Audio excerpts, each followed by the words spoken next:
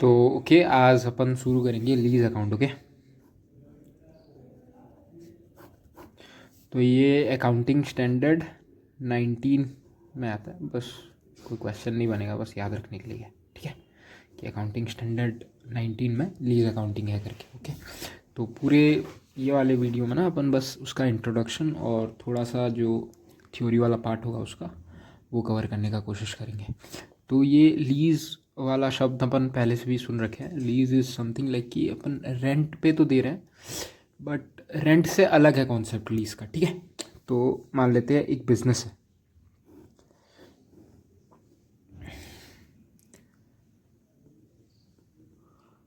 XYZ limited,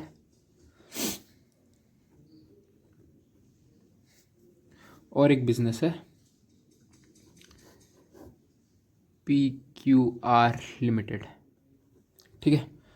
तो ये जो है ना, ये XYZ लिमिटेड को एक मशीनरी की ज़रूरत है, ठीक है,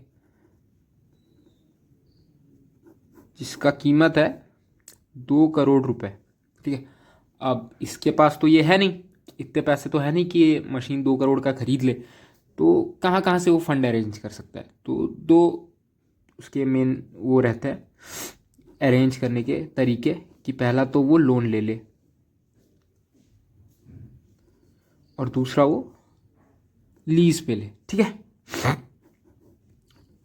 अब हम ये चैप्टर में लीज वाली बात करेंगे, तो लोन को रहने देता है। तो ये लेता है लीज पे 10 साल के लिए, ठीक है, कि इसको लगता है कि ये मशीन मेरे को 10 साल चाहिए और 10 साल में जितना मेरे को अप्रोप्रिएट काम है मेरा मेरा उस मशीन से 10 साल पे हो जाएगा, ठीक है।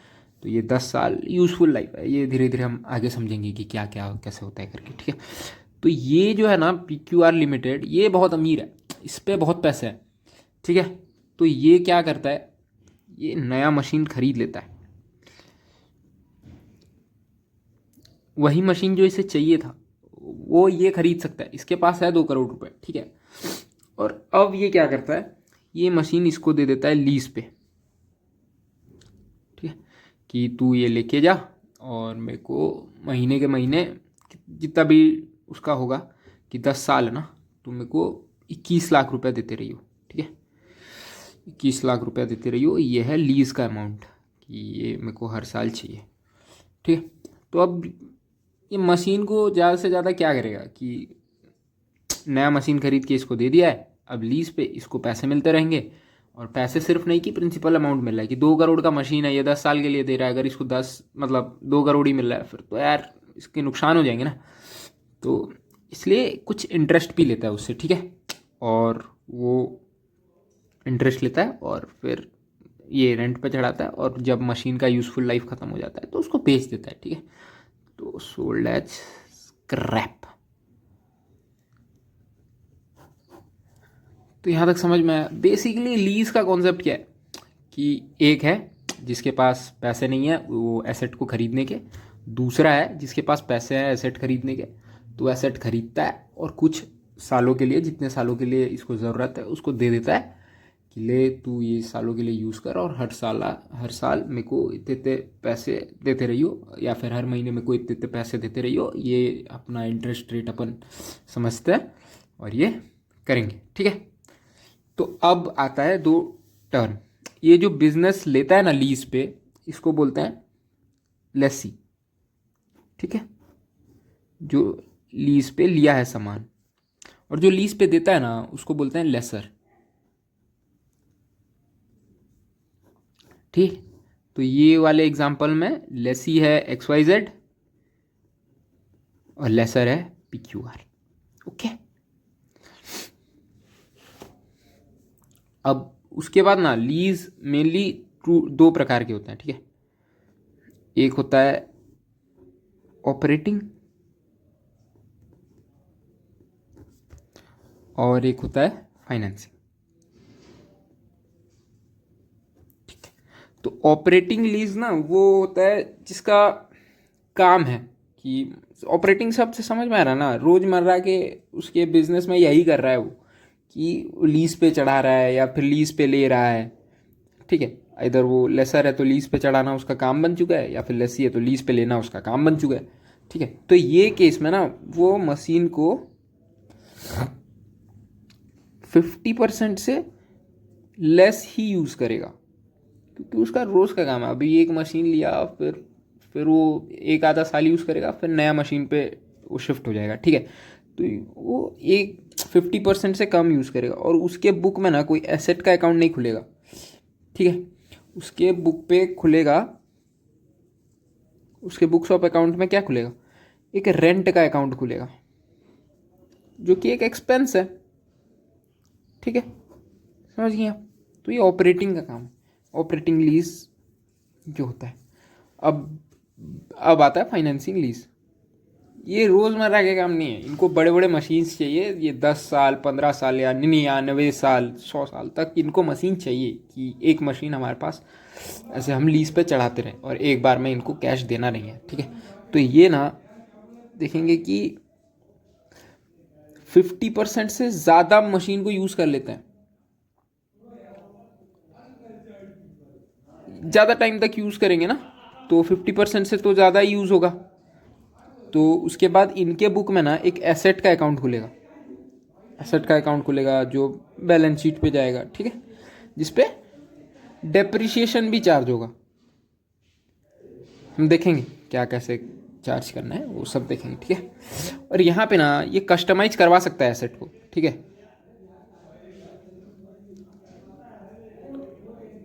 अलाउड है, ठीक है।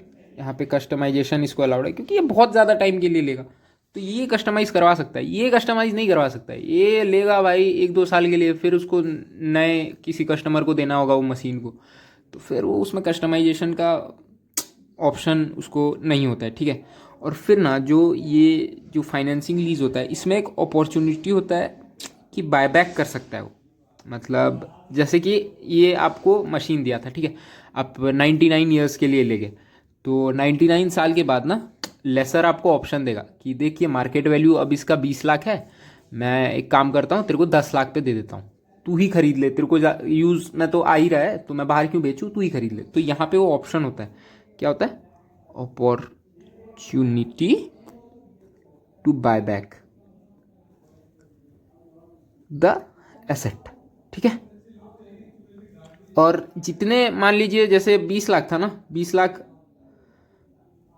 मार्केट वैल्यू है, ठीक है, और हम क्या बोले कि तू 10 लाख पे ले ले, तो ये जो प्राइस हम ऑफर किए ना, और जो वो एक्सेप्ट करेगा, वो गारंटी वैल्यू है, मतलब गारंटेड,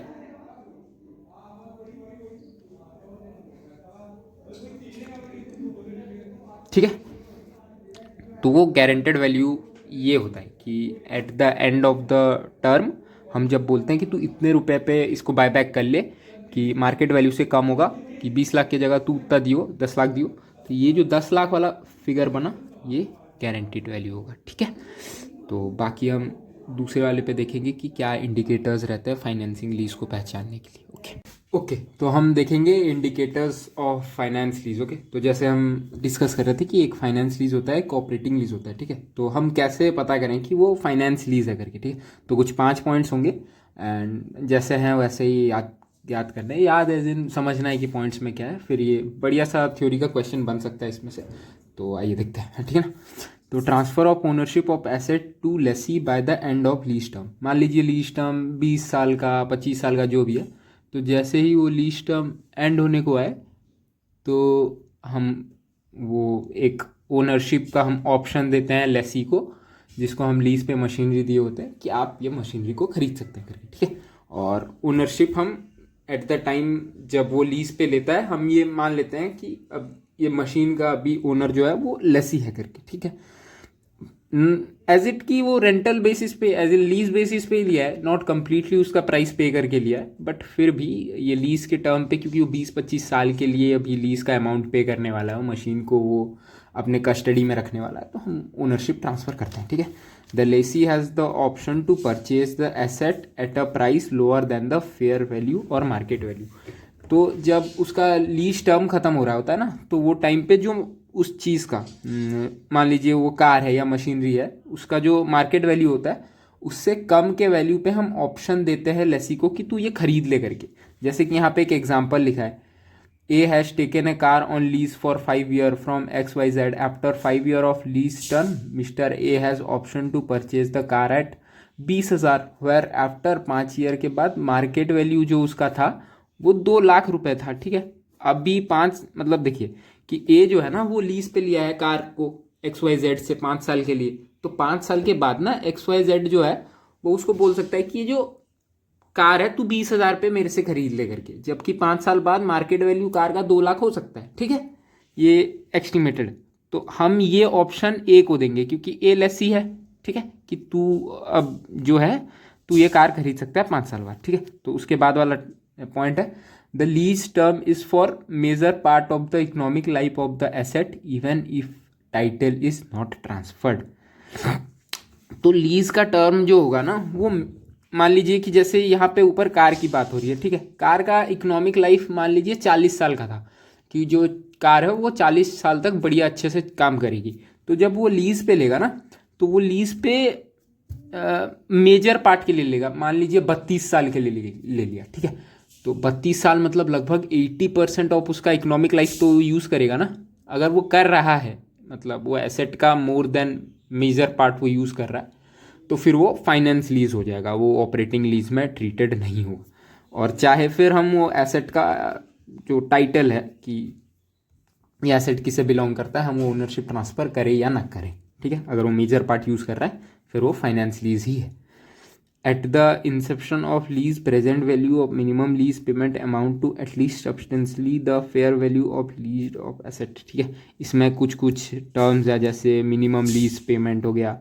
ठीक है, फेयर वैल्यू जैसे मैं ऊपर मार्केट वैल्यू के बारे में बोल रहा था। तो ये कुछ कुछ टर्म है, जब हम प्रैक्टिकल क्वेश्चन करेंगे तब ज़्यादा अच्छे से समझ आएगा। लेकिन मैं बता देता हूँ कि मिनिमम लीज पेमेंट क्या होगा।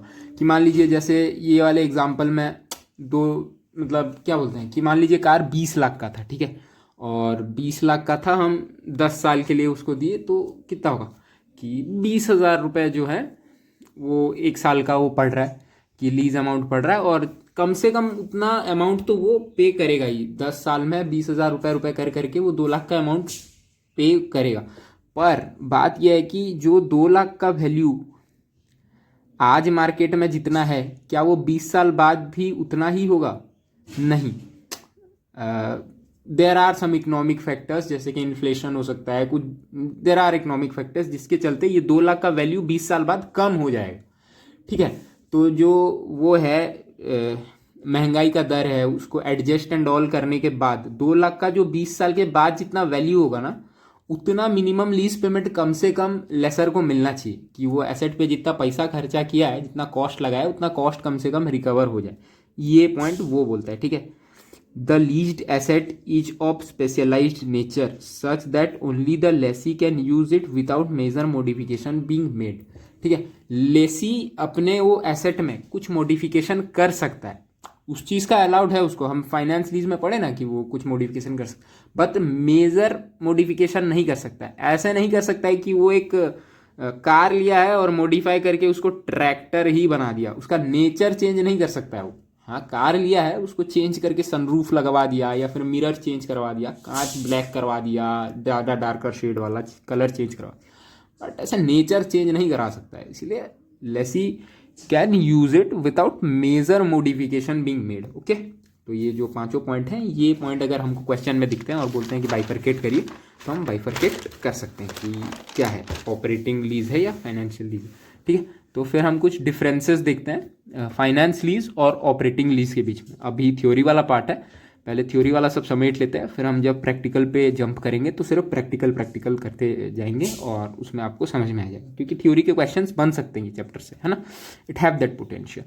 तो पहला डिफरेंस का बेसिस होगा कि ये है क्या, as an what it is, या फिर डेफिनेशन जो भी आप देखिए। ठीक है, तो एक commercial contract finance lease, a commercial contract in which lessor allow the lessee to use an asset in favor of regular payment for a usually longer period। ठीक है, इसमें भी वही है but regular for usually shorter period, है ना।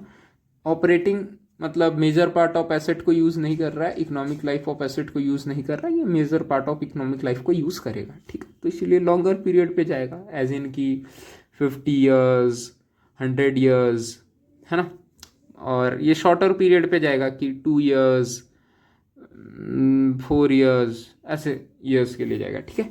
फिर durations जैसे हम देखें कि ये लॉन्ग पीरियड कॉन्ट्रैक्ट होगा और ये शॉर्ट टर्म कॉन्ट्रैक्ट होगा, ठीक है। और ओनर, जैसे कि ओनरशिप हम बात की कि फाइनेंशियल लीज में ओनरशिप ट्रांसफ़र हो जाता है, बट ऑपरेटिंग में ओनरशिप ट्रांसफ़र नहीं होगा, ठीक है। इट इज़ ऑल्सो कॉल्ड, इसके फाइनेंशियल लीज को हम कैपिटल लीज भी बोलते हैं और ऑपरेटिंग लीज को हम रेंटल लीज भी बोलते हैं, ठीक है। तो the risk of obsolescence lies on the part of, कि अब रिस्क किसका है, वो एसेट पे कुछ भी चेंजेस आता है, कल को कुछ भी टेक्निकल मॉडिफिकेशंस आ जाते हैं तो है ना, कि आ सकता है कि वो एसेट का फिर कोई काम रहा नहीं, तो जो रिस्क है कि कल को कुछ भी होता है एसेट एंड ऑल के साथ, तो वो रिस्क किसके ऊपर है, कि वो लेसी के ऊपर है, क्योंकि लेसी के पास ओनरशिप ट्रांसफ़र हो गया है। और यहाँ पे ऑपरेटिंग में वो लेसर के पास ही है, जो मशीन खरीद के लीज पे लगाया है उसी के पास ही है कि भाई तुम ही संभालो, रिस्क तुम्हारा है। अब वो मशीन या फिर वो जो एसेट है उसका टेक केयर कौन करेगा, ठीक है। तो lessee will take care of it in case of financial lease, and in case of operating lease lessor will be taking care of it, ठीक है। और बाकी फिर कैंसिलेशन, कि हम लीज को कैंसिल कर सकते हैं क्या नहीं, तो फाइनेंस लीज में कर सकते हैं सर्टन, या फिर कोई स्पेसिफिक इवेंट हुआ तो मतलब एज इन की एकदम हम खरीद रहे हैं और 3-4 साल हो गया है और वो मशीनरी या फिर जो था वो एकदम ही काम करना बंद कर दिया, वो एकदम एक्सट्रीम केसेस पे हम कैंसिल कर सकते हैं। बट ऑपरेटिंग लीज का वो शॉर्टर पीरियड के लिए होता है, इसको दिया, ले आया, फिर कल किसी और को दे देगा, तो फिर वो कभी भी कैंसिल हो सकता है, ठीक है। और फिर बार्गेन परचेज और परचेजिंग ऑप्शन की, परचेज ऑप्शन वो है जो मैं बोला था कि eight the end of the period हम उसको देंगे ना ऑप्शन, की देखिए अब 99 साल हो गया है तो आप ही एक काम करिए कि आप इतने मार्केट प्राइस से कम पे आप खरीद लीजिए करके, है ना। ये वाले एग्जाम्पल में हम देखे थे, ये 2 लाख वाला कि हम 20,000 पे दे रहे हैं करके, तो वो है परचेज का ऑप्शन देना, ठीक है। तो फाइनेंस लीज में तो हम देते हैं कि परचेज ऑप्शन इज गिवन, और ऑपरेटिंग में हम परचेजिंग का ऑप्शन नहीं देते हैं। आई होप ये वाला पार्ट समझ में आया होगा, तो हम धीरे धीरे करके प्रैक्टिकल वाले पार्ट पे जाते हैं। ओके ओके, तो प्रैक्टिकल शुरू करने से पहले कुछ कॉन्सेप्ट बिल्ड करते हैं ना, कि जो चीज़ें प्रैक्टिकली यूज़ होने वाली हैं तो वो कैसे होंगी, तो कुछ टाइम अपन कॉन्सेप्ट बिल्डिंग पे देंगे, ठीक है। तो अभी तक जैसे हम देखें कि मान लेते हैं कि एक है लेसी, ठीक है, और एक है लेसर।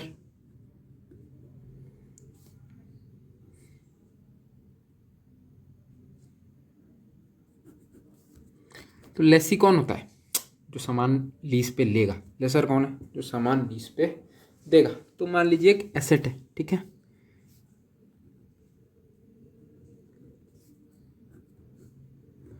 ठीक है, जिसकी इकोनॉमिक लाइफ कितनी है कि ये 10 साल तक चल सकता है, ठीक है। और ये एसेट ये रेंट पे लेता है, रेंट एज इन लीज पे लेता है, और ऐसा है कि इसको 9 साल यूज़ करना है। देखिए अब हो गया ना मोर देन 50% वाला चीज़, तो क्या हुआ कि ये फाइनेंसिंग लीज हुआ है, ठीक है। तो अगर फाइनेंसिंग लीज हुआ है तो ये 9 साल के लिए लेता है, और लेसर वो मशीनरी उसको देता है, ठीक है, जिसका मार्केट वैल्यू है 50,000 रुपये, ठीक है। और ये 9 साल के लिए लेता है, और इन दोनों के बीच में ये टर्म होता है कि ये 9 साल के लिए लेगा, और जो इसका रेंट रहेगा ये 5,000 रुपया देगा पर ईयर, ठीक है।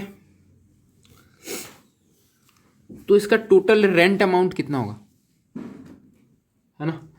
तो पूरा टोटल रेंट अमाउंट जानने के लिए, क्योंकि ये 5,000 रुपया क्या रेंट देगा, 9 साल के लिए ले रहा है,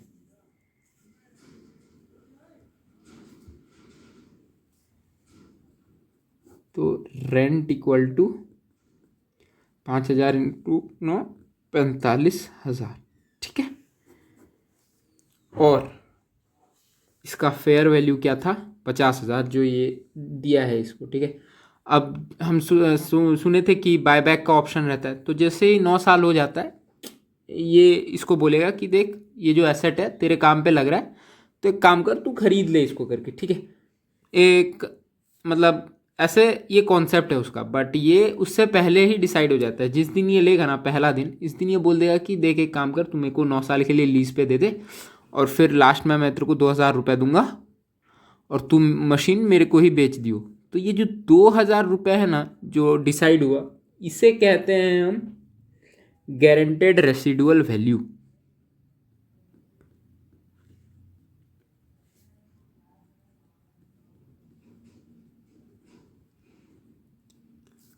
या GRV।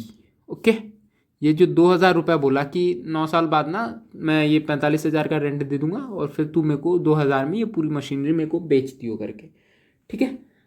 तो ये जैसे डिसाइड हुआ, तो ये जो स्टार्टिंग में जो 2,000 बोला था वो उसका रेसिडुअल वैल्यू हो गया, ठीक है। और एक अभी टर्म आता है वो है मिनिमम लीज पेमेंट का, ठीक है।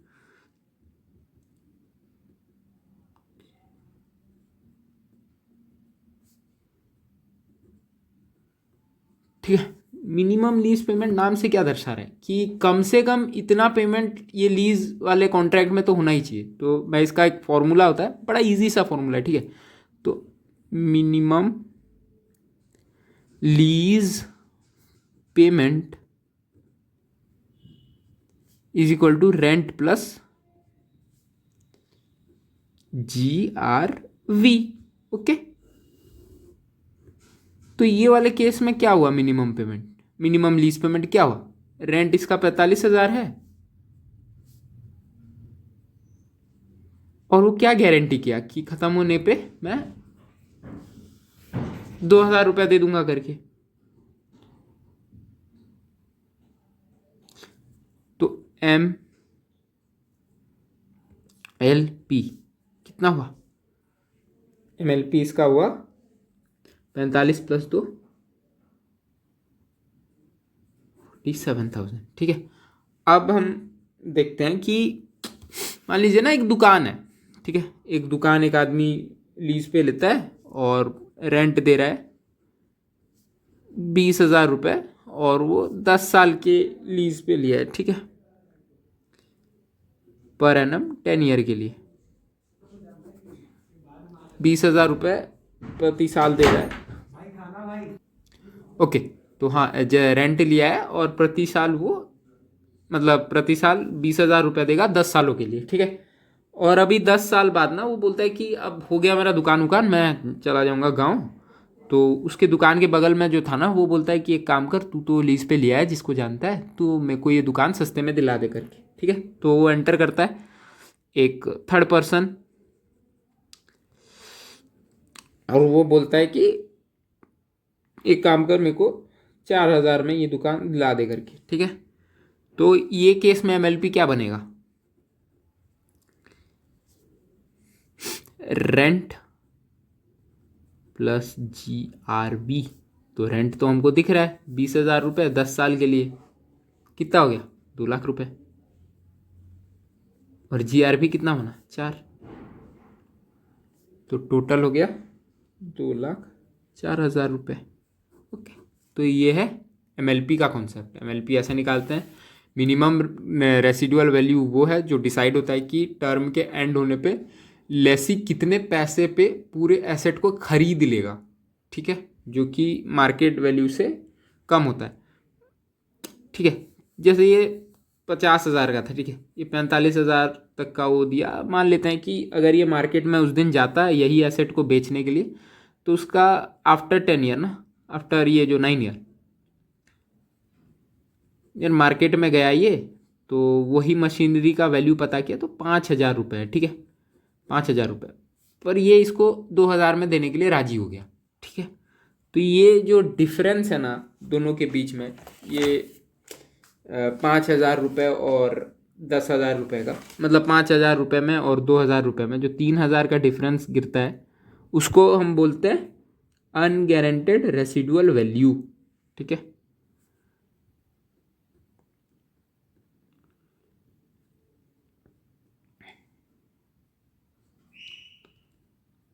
या UGRV, ठीक है।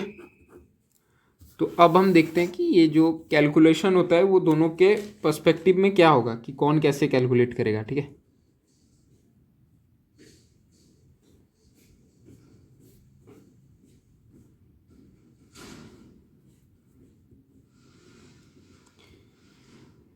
लेसी कैसे कैलकुलेट करेगा, तो सबसे पहले वो टोटल रेंट लिखेगा, फिर जीआरबी सेल्फ, अगर वो खुद दे रहा है जीआरबी तो वो खुद का लिखेगा, या फिर जीआरबी थर्ड पार्टी वो लगाएगा, और ये जितना भी अमाउंट होगा ये सबको ऐड करेगा, है ना, और एट द एंड उसको क्या निकलेगा, MLP निकलेगा। ठीक है, और अब लेसर के पर्सपेक्टिव से देखते हैं। ठीक है, तो टोटल रेंट बाय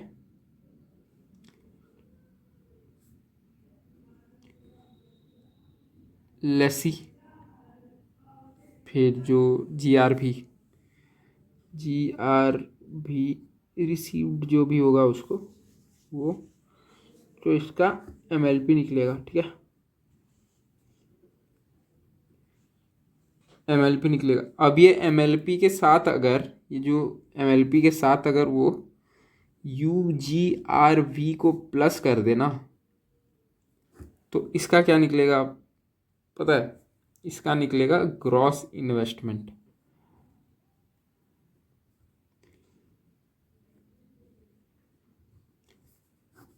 ठीक है, अभी ग्रॉस इन्वेस्टमेंट कैसे हुआ देखिए, ये MLP उसको तो मिलेगा। ठीक है, कि मिनिमम इतने पैसे तो मिल रहे हैं, और ये मार्केट वैल्यू का जो डिफरेंस था इतना तो मिल रहा है उसको। ठीक है, तो टोटल का जो स्टार्टिंग में ये लेसर मशीन खरीद के ही उसको लीज पे किया है ना, तो कितने का लीज पे किया है, कि लगभग कितने का इन्वेस्टमेंट किया है, तो वो अमाउंट जानने के लिए हमको MLP के साथ UGRB को प्लस करना पड़ेगा।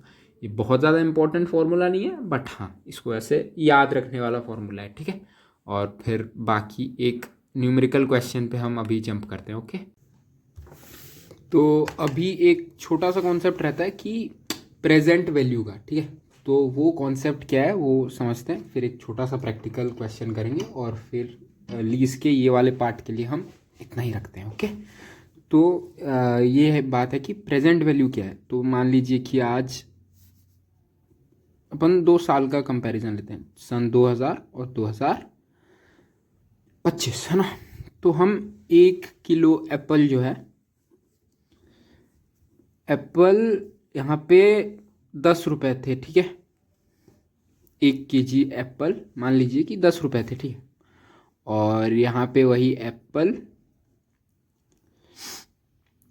40 रुपये हो गए हैं 1 kg को। ठीक है, अब मान लीजिए कि अब हम केस में लाते हैं हमारे लेसी को और लेसर को।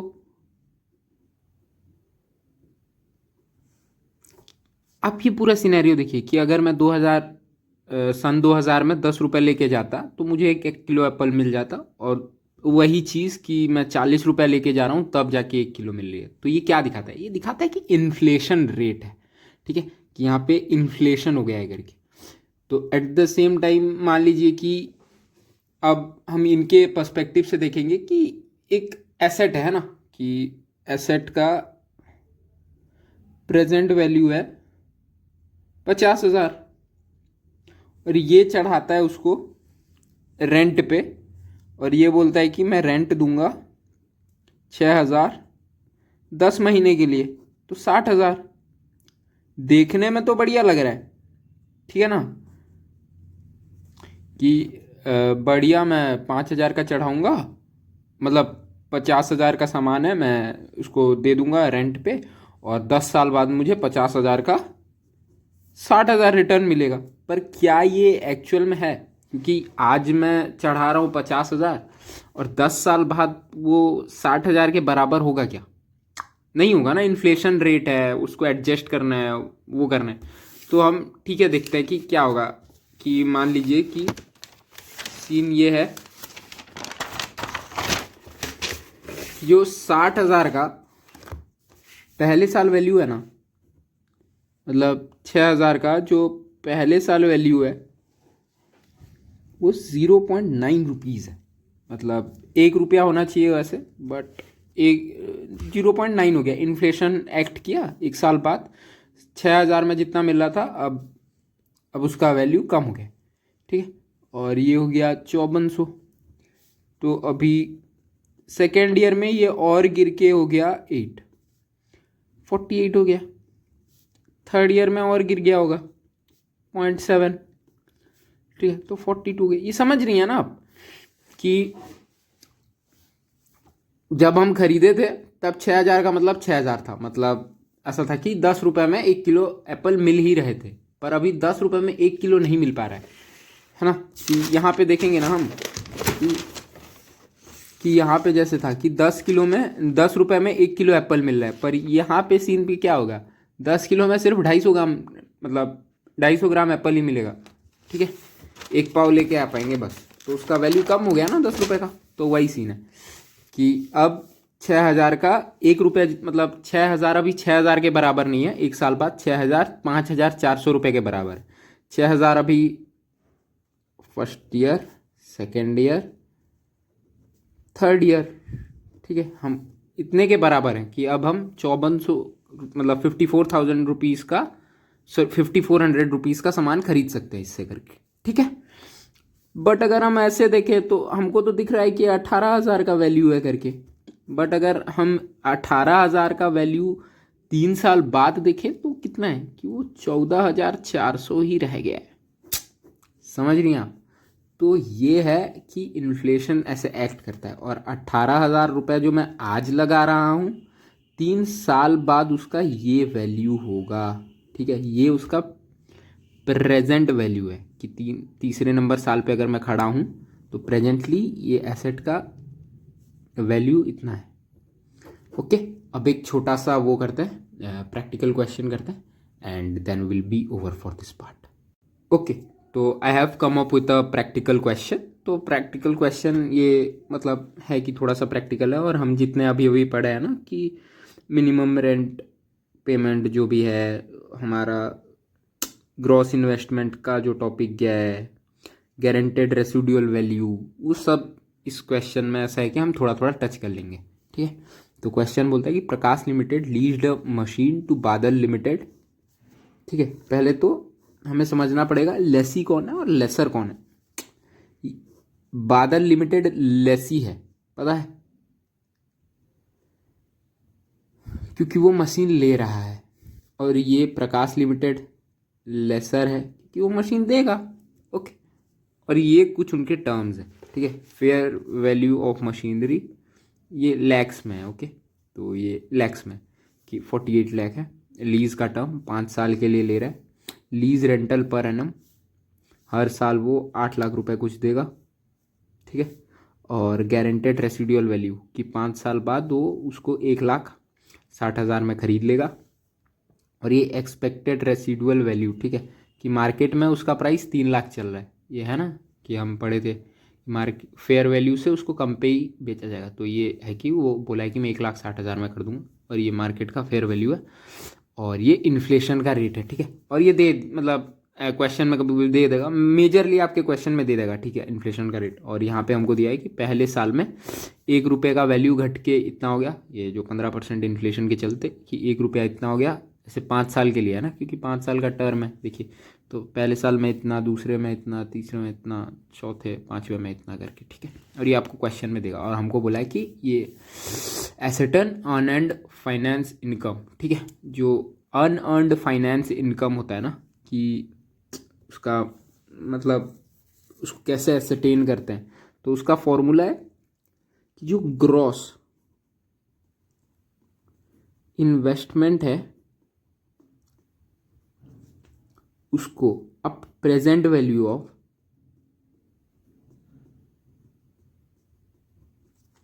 ग्रॉस इन्वेस्टमेंट से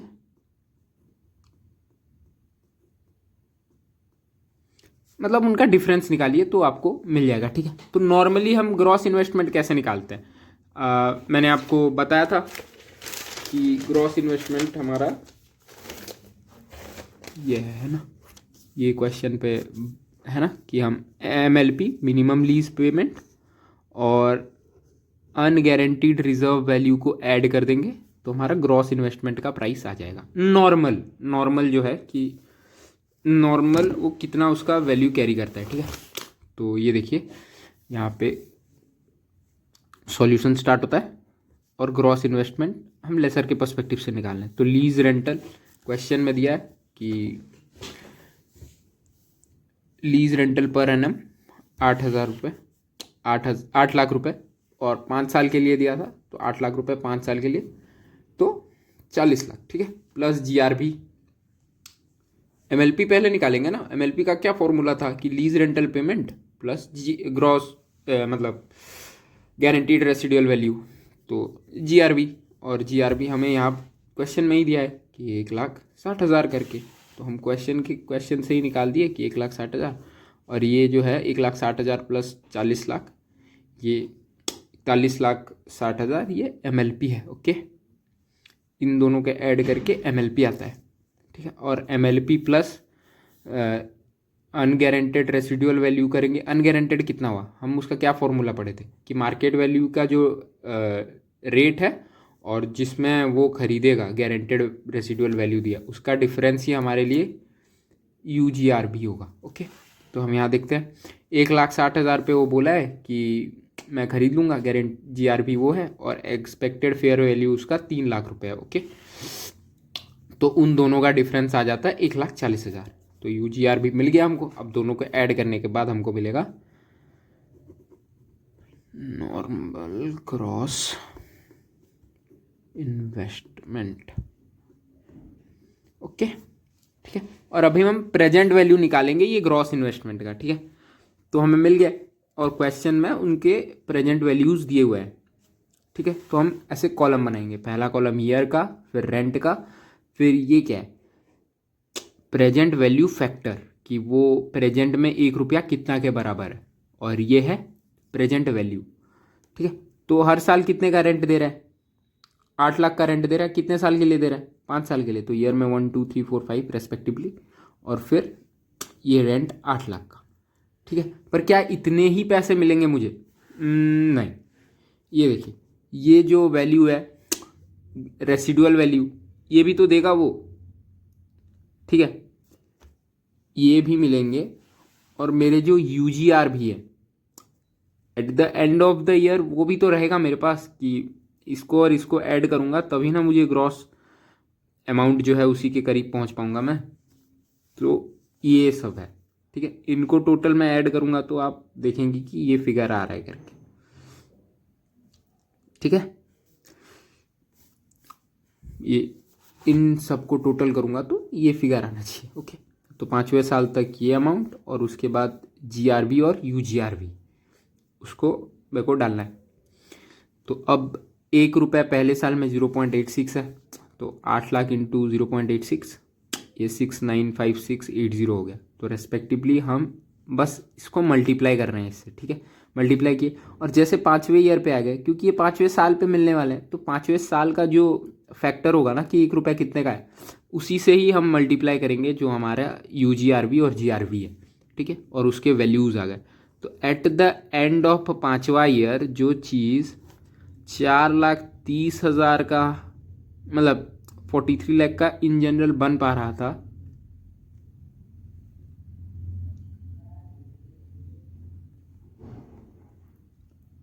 ठीक है,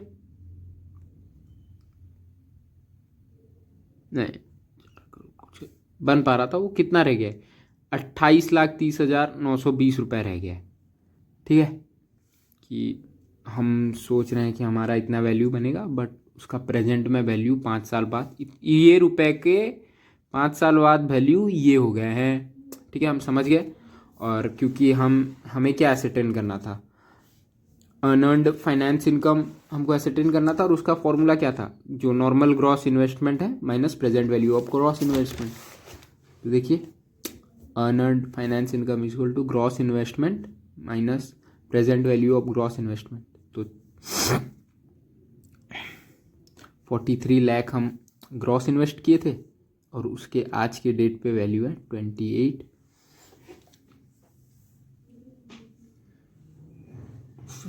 ओके। तो तो उसके वैल्यूज़ हो गए, हम उन दोनों का डिफरेंस लिख देंगे और ये हमारा हो गया अर्नड फाइनेंस इनकम। ओके, अभी के लिए ये पार्ट में इतना ही, बाकी हम आगे उसके प्रैक्टिकल क्वेश्चंस करेंगे। ओके।